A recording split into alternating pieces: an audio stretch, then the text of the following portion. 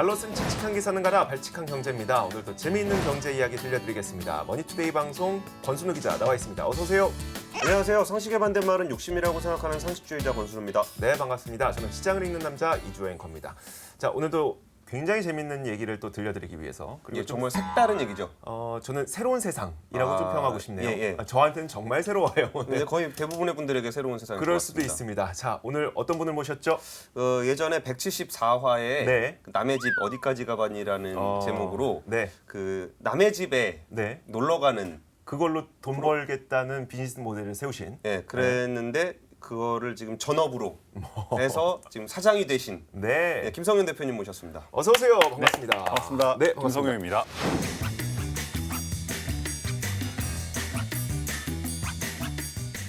자기소개해 주시죠. 네, 저는 남의 집 프로젝트를 진행하고 이름은 김성경이라고 합니다. 별명은 문지기라고 쓰고 있고요. 문지기? 남의 집 네네. 문지기. 남의 집 프로젝트가 뭐예요?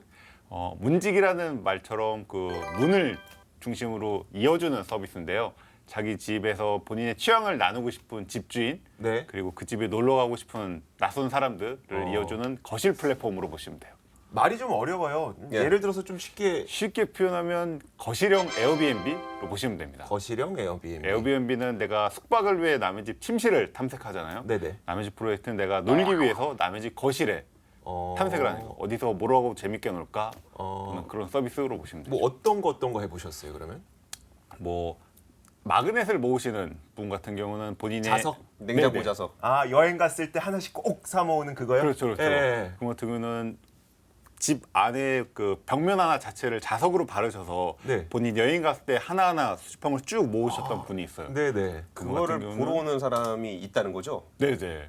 그래서 그 왜죠? 집주인 같은 경우는 자기가 여행을 하면서 모았던 이야기를 전해주고 싶고, 네. 그리고 자기가 수집을 그 마그넷으로 했듯이 누군가 여행을 하면서 다른 걸 수집하지 않을까?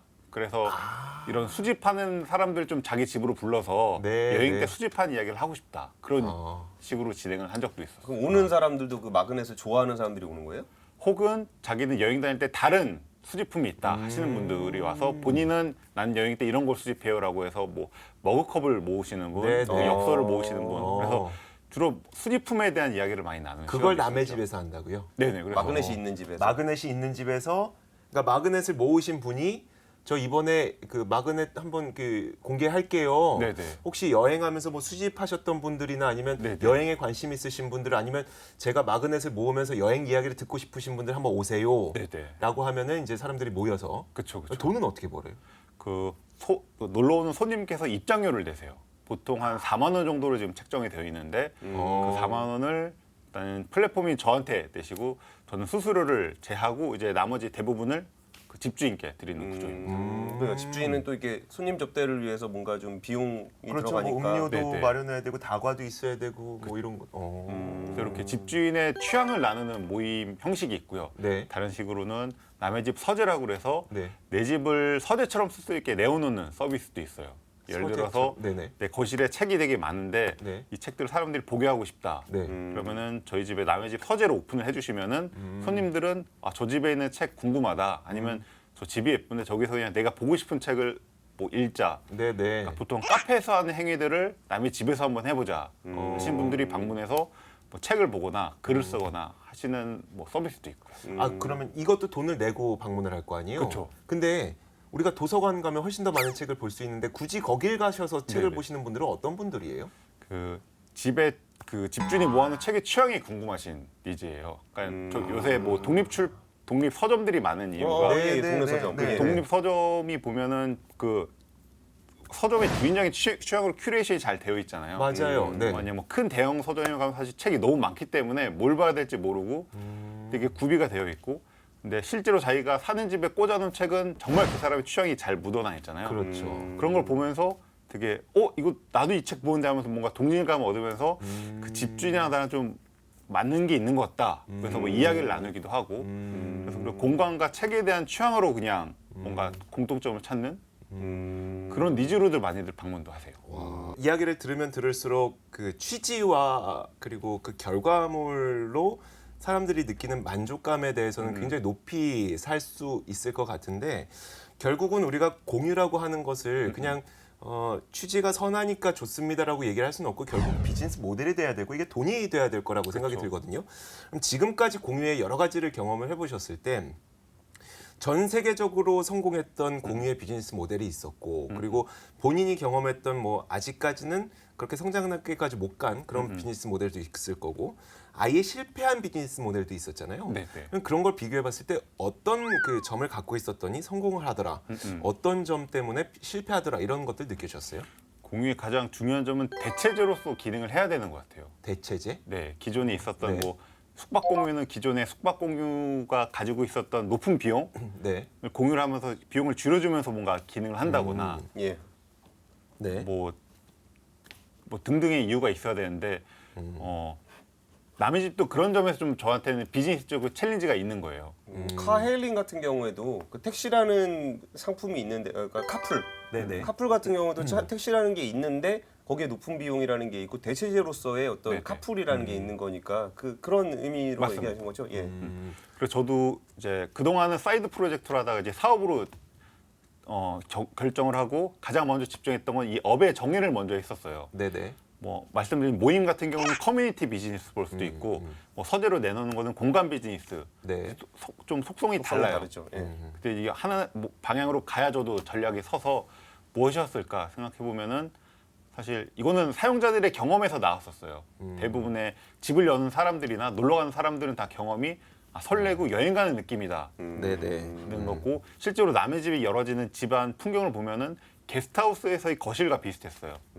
게스트하우스 거실에 가면은 그 밤에 모르는 여행자들이 서로 거실에 우연히 앉아서 하룻밤 네. 재밌게 놀고 네. 흩어지는 그런 경험을 하는데 이거를 더 느끼게 된 거는 저희가 지방에서도 몇 번 해봤어요. 네네. 제주도에서도 하고 안동에서도 하고 이제 다음 주에는 양평에서도 하는데 그건 대표님 기준으로 지방 아니에요? 그 오시는 분들은 그 동네 사람들 오시는 거 아니에요? 그쵸 처음엔 그랬죠. 네. 그래서 저도 지방이라는 표현은 나중에 저도 아차 싶었던 것은 사실 서울에서 진행을 했었던 것도 지방에서 오시는 올라오셨었어요. 분들은 네네. 그리고 저도 그 제주도나 안동에서 했을 때 내심 그쪽 근처에 사시는 분들이 놀러 가지 않을까 싶었는데 다 서울 경기권 분들이 글로 가시는 거죠. 그래요? 네. 오, 그거 정말 특이한 그래서 그때 모델이네요. 다들 신청 동기에 되게 좀 어차피 여행 가는 겸사겸사 가는 거고 좀 여행 가도 그 현지인들 만나기 어려운데 그 지역에 사는 집도 한번 가보고 그러니까 그분들은 현지인 여행의 만나러 맥락으로 가는 항상 가셨던 거예요. 집주인이 뭐 놀이에 대한 가이드도 해주는 거고 거기서 네네. 뭐 얘기할 때 뭐 안동 소개도 해주고 뭐 그러는 거니까. 네네. 오. 그래서 여행으로 프레임을 잡아보니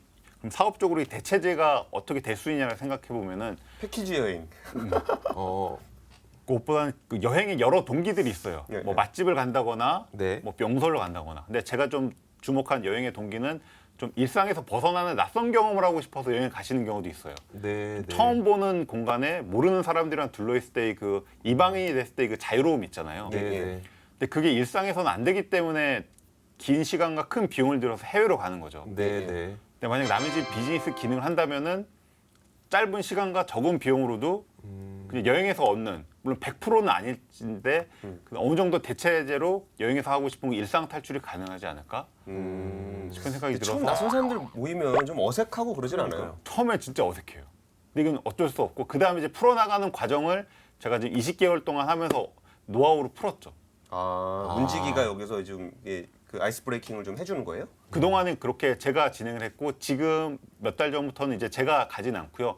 호스트께서 직접 방문하세요. 근데 그분들은 접객을 해보신 적이 없기 때문에 네, 네. 제가 터득했던 거실에서 잘 노는 법이 제가 매뉴얼화 만든 게 있습니다. 그분께 제가 해보니까 이렇게 하면 재밌게 잘 놀 수 있어요. 그런 것들을 드려서 그걸로 이제 하시는 거죠. 맞아요. 대표님이 직접 움직이시면은 네네. 몸이 하나니까 좀 프로젝트 확장이 안 하나씩밖에 되죠. 안 되는 거니까요. 맞아요. 네네. 그러니까 자율적으로 돌아가게끔 우리 김인도 대표님 얘기했잖아요. 자율적으로 돌아갈 수 있게 해야 된다. 그러니까. 그러니까 그 부분이 알아서 아까 그 공유 경제에 있어서의 그 비용적인 부분인데요. 네.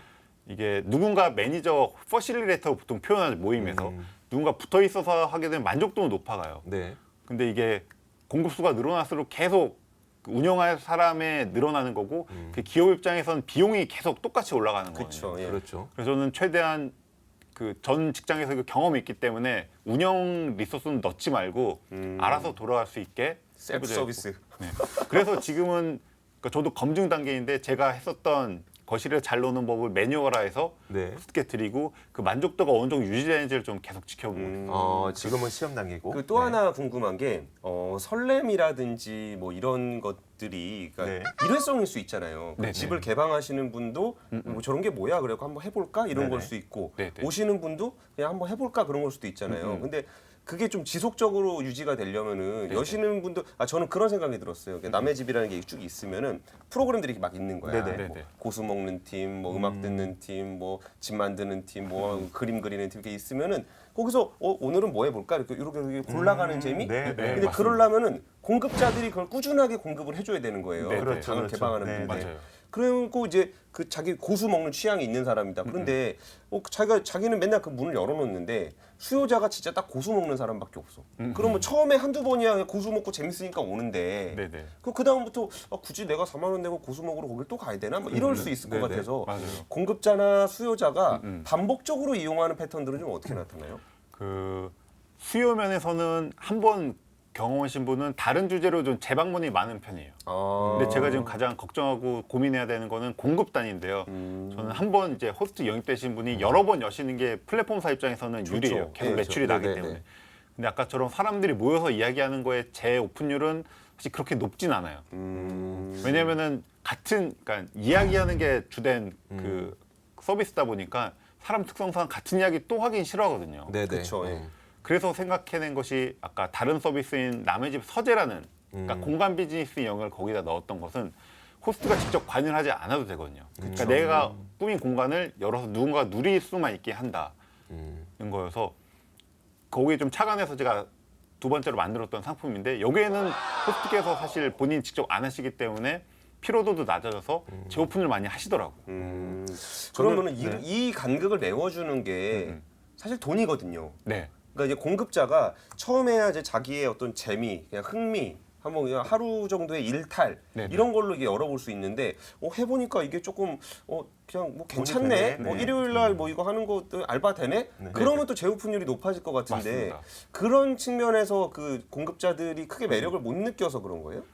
첫 번째 모임 같은 경우는 그랬고요. 근데 지금 두 번째로 만들었던 서재 모델은 말씀하신 그런 부수입적인 측면에서 이제 좀 반응이 오기 시작했어요. 저도 미처 파악을 못했는데 호스트께서 즉 해보시고 저한테 처음 몇 가지 좀 질문을 주셨던 게 이거 여러 번 해도 되냐 하루에 하루에 여러 번 그 얘기를 시간제로. 하시면서 보통 두세 시간 오픈을 하기 때문에 여러 번 해도 되냐 물어보시고 내가 사람 최대한 많이 받아도 되냐 등등 이야기하시면서 본인이 하시는 게 본인 숙박공유도 하는데 이걸 해보니 숙박공유보다 돈을 더 많이 벌 것 같다. 그 먼저 호스트께 얘기하시는 거예요. 그래서 네네. 왜 그런가요? 그랬더니 그냥 회전율이 다르다.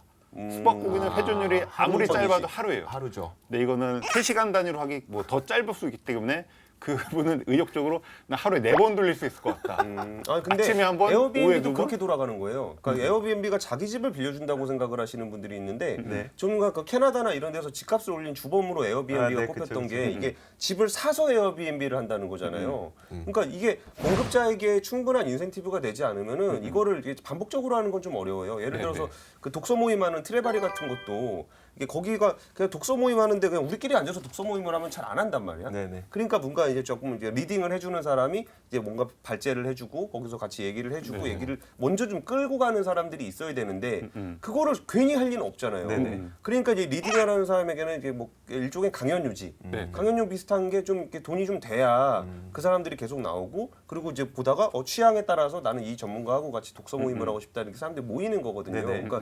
공급자들의 질을 관리하는 게 결국 서비스 질을 관리하는 거니까. 그런데 뭐 서비스 질을 관리하는데 인센티브가 없다. 그러면 굳이 지속 가능하긴 좀 어려울 것 같아서. 자, 우리가 이야기를 좀 진전시켜서 예. 사실 공유 플랫폼이 활성화되기 위해서는 수요자와 공급자가 맞는 접점을 찾아줘야 되는 거잖아요. 결국은 그 접점을 찾아주는 것은 우리가 IT로 할 수밖에 없단 말이에요. 그러니까 수요자도 그쵸, 예. 접근할 수 있는 그러니까 IT 그리고 공급자도 접근할 수 있는 IT. 근데 지금은 IT를 사용하세요? 어떤 식으로 사용하세요? 네. 제가 직접 지금- 개발하지 않았고 네. 많은 IT 공룡들이 잘 만들어진 플랫폼들을 펑션별로 잘 쓰고 있습니다. 뭐 예를 들어 페이스북, 인스타 뭐 이런 거 다 홍보 모객은 페이스북 SNS를 쓰고요. 네네. 근데 예약을 하게 되면 예약 기능은 네이버 예약 네. 정말 잘 만들었어요. 네이버 아, 예약을 네. 쓰고 있고 이후에 고객과의 커뮤니케이션은 카카오톡 플러스 친구. 또 카카오톡 플러스 친구는 제가 카카오 다닐 때 담당 네네. 자였기 때문에 잘 쓸 수 있거든요. 네. 모든 기능을 알고 있다. 네네. 뭐 결제도 뭐 네이버페이 안 되면은 뭐 무통장 입금으로도 되기 때문에 제가 좀 운영적으로 부지런만 떨면은 그러니까 사용자 입장에서 어렵지 않게 스무스하게 돌아가더라고요. 근데 물론 이게 규모가 커지고 운영을 저 혼자 하기 힘들어질 만큼 공급이 늘어나면은 이제 자체 서비스를 빨리 만들어야죠. 제가 왜 IT를 여쭤봤냐면 저는 사실 공유에 대해서 선뜻 손이 안 가는 사람이에요. 사실 공유는 그러니까 소유의 개념이 훨씬 더 강한 사람이라 제가 유일하게 이용을 해봤던 공유 플랫폼은 공유 자전거. 따릉이 말고 민간 자전거. 근데 그때 되게 불편했던 게 IT 기술적으로 오류가 꽤 많이 나더라고요. 저는 처음 경험했던 그럼 게 문제 있는 게 S바이크라고 얘기하세요. 아 그래요?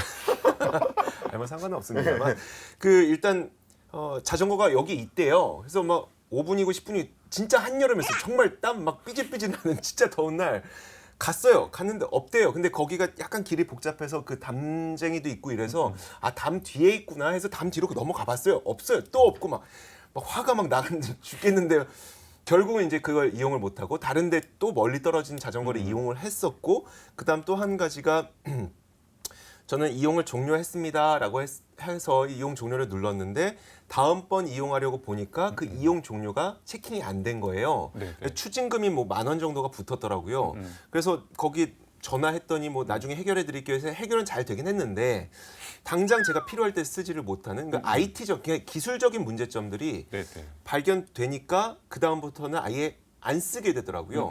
그러니까 우리가 일반 뭐 음식점이나 아니면 그 일반적인 재화의 경우에는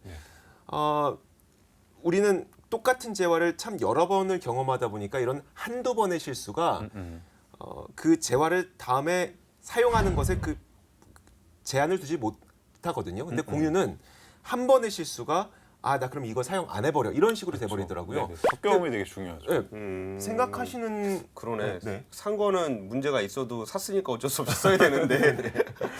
공유는 좀 그런 경향이 좀 있더라고요. 이런 거를 좀 어떻게 해야 될까요? 그래서 저희 가장 큰 숙제이자 좀 리스크는 상품 퀄리티가 균질화가 안 된다는 네네. 거가 커요. 아까 말씀하신 거는 IT적 솔루션이지만 남의 집은 사람과 사람들이 만나는 서비스이기 때문에 그래서 저도 이제 공급이 늘어났을 때 그 컨트롤을 얼마나 할 거냐 네네. 거고 그래서 좀 저는 최대한 그 호스트분들께 제가 있었던 경험치를 잘 교육시키는 거 네, 사람들은 중요하죠. 이렇게 네. 받으셔야 되고 손님들이 이런 걸 원해요 네네. 등등.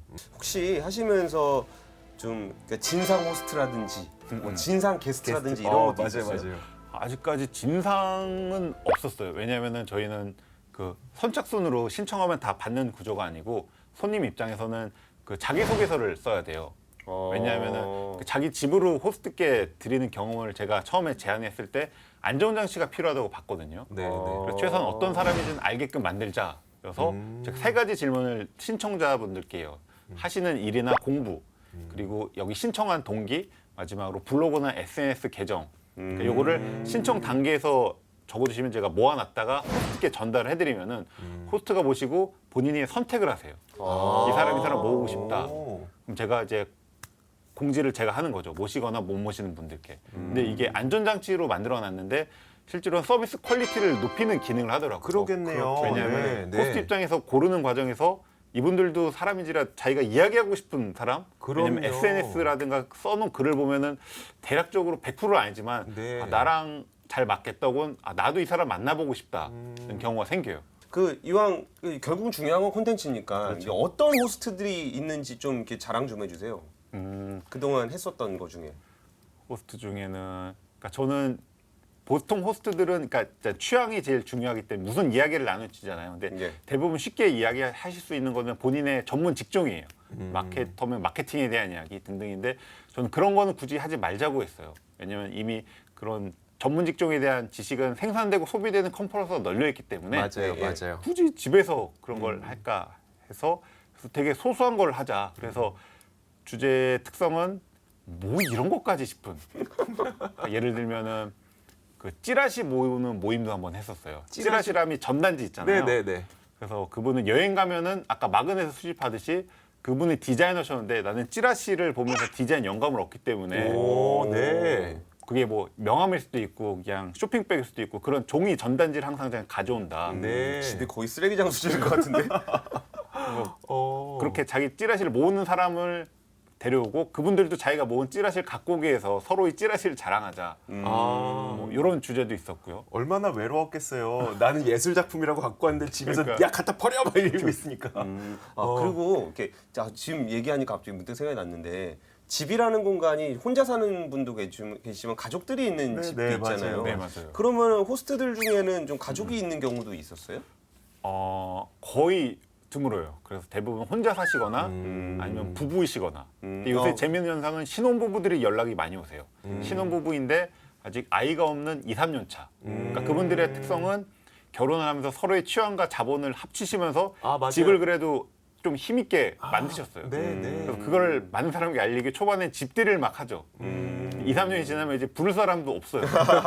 근데 아이가 없어서 주말에 시간은 남고 이제 심심한 거죠. 둘이 있으니까. 그래서 그런 분들이 남의 집에 일단 주저없이 먼저 연락을 와요. 저희 신혼부부인데 하고 싶은데 어떤 걸로 하면 좋을까요? 그러니까 그런 연락들이 많이 오더라고요. 그 공급자들은 많이들 대기를 하고 있어요? 네, 요새 제가 매주 아까 말씀드린 한옥 공간에서 예. 수요일에 설명회를 진행을 해요. 이렇게 남의 집 호스트를 영입하는 뭐 쉽게 표현하면 프랜차이즈 가맹주 모집하는 느낌으로 네, 네. 여러분 집에 남의 집을 한 대 놓으세요 느낌으로 하고 있고 매주 그래도 10분 정도 참여를 하세요. 와. 그래서 그분들 중에 이제 대다수가 많이 좀 신청을 하시고 이제 계속 좀 어떤 식으로 할지 저랑은 좀 기획회의 같은 거를 다이다이 하고 있죠. 와, 그 거의 10명이면 올해 연말까지는 다 대기하고 차 있겠네요. 프로젝트가 거의 한 주에 하나씩 하신다고 하니까. 그렇죠. 근데 뭐 매주 한다기보다는 그러니까 매주 여러 개가 이제 고를 수 있게 하는 게 저희 목표여서 네. 일정이 뭐 겹쳐도 상관은 없습니다. 마지막으로 좀 포부를 들어보고 싶어요. 이 프로젝트를 이용해서 나는 좀 어떤 식으로 확대시키고 싶다. 글로벌까지 혹시 생각하고 계세요? 네네. 어. 그래서 지금은 해외에 있는 남의 집에서도 진행을 하기로 했어요. 진짜요? 이미 계획 네, 이게 네. 네. 거기 호스트께서 먼저 연락이 오셨어요. 근데 한국 분이고 네네. 싱가포르에서 오랫동안 사신 분인데 재밌는 프로젝트 같은데 외국에서도 하도 되냐? 네, 네. 저희도 이렇게 한국 반칙한 경제에도 싱가포르에서 듣는 분 계신데. 맞아요. 네. 그걸 보면서 우리나라 사람이 해외 여행 갔을 때 물론 외국인 로컬 집에 있는 것도 좋지만 한인 그 뭐 이민자들 거기 일하시는 분들과 경험하는 그런 자료가 될 것 같고 또 역으로 해외에서 한국에 놀러 왔을 때 한국인들의 삶을 사는 모습 뭐 그런 식으로도 좀 확장을 해보려고. 자, 오늘 참 나의 집을 그리고 남의 집을 직접 가서 혹은 나의 집을 공개를 해서 나와 비슷한 취향을 갖고 계신 분들이 모여서 돈도 벌고 서로 이야기도 하고 외롭지도 않고 이런 프로젝트를 진행하고 계시는 남의 집 프로젝트 김성룡 대표를 한번 만나봤습니다. 오늘 말씀 고맙습니다. 발칙한 경제 마치겠습니다. 고맙습니다. 감사합니다.